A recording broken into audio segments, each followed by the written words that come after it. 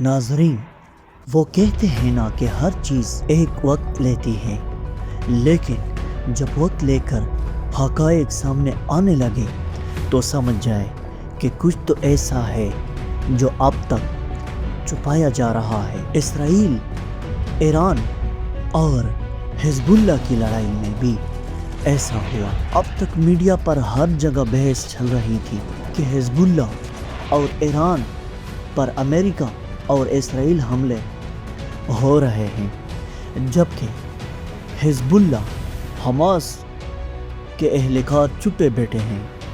لیکن اب خود امریکہ اور اسرائیلی میڈیا بتا رہا ہے کہ حماس نے اسرائیل کے ایٹمی ہتھیاروں کو کافی نقصان پہنچایا ہے۔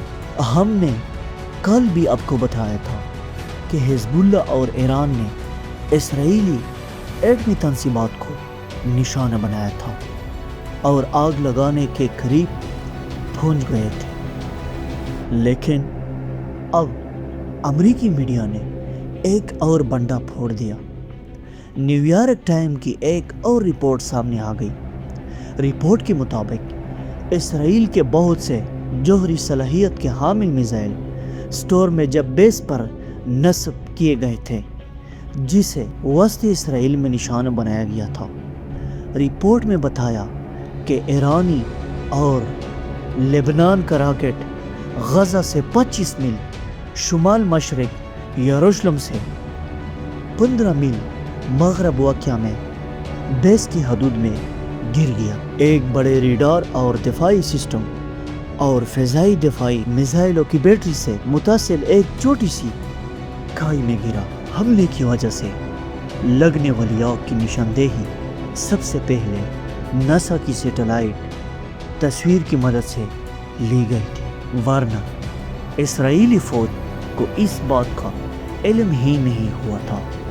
اگرچہ اسرائیل نے اپنی موجودگی جوہری ہتھیاروں کو تسلیم ہی نہیں کیا، لیکن ایسا لگتا ہے کہ اس نے سٹور میں جب راکٹ حملوں کو خطرے کو تسلیم کرتے ہوئے اس کا جواب دیا۔ سیٹلائٹ تصویر کے تجزیہ کاروں اور امریکی حکام نے اس بات پر اتفاق کیا کہ اسرائیل کے پاس کم از کم چند جوہری ہتھیار ہے۔ رپورٹ میں کہا گیا کہ 1962 سے موجود اور عوامی سیٹلائٹ تصاویر واضح طور پر نظر آنے والا سٹور 20,000 ایکڑ پر مشتمل ہے۔ دوستو، دوسری طرف ایک اور رپورٹ سامنے آئی ہے جس کے مطابق ایران کے میزائلوں میں ہلاک اسرائیلی فوجی کی تعداد 400 ہے۔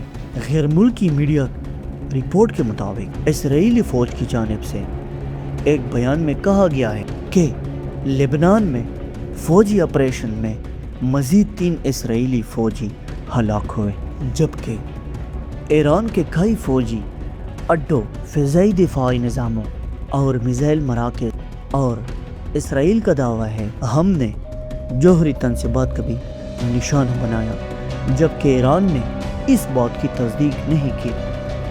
دوسری طرف ایرانی میزائلوں سے اسرائیل کے بعض شہروں، بندرگاہیں اور علاقوں، عمارتوں کو شدید نقصان پہنچا دیا اور ہزاروں فوجی زخمی اور سینکڑوں تعداد ہلاکتیں۔ مزید اپڈیٹ کے ساتھ ہمارے ساتھ جڑے رہیے۔ آپ کا دوست، آپ کا میزبان معصوم ہمدرد۔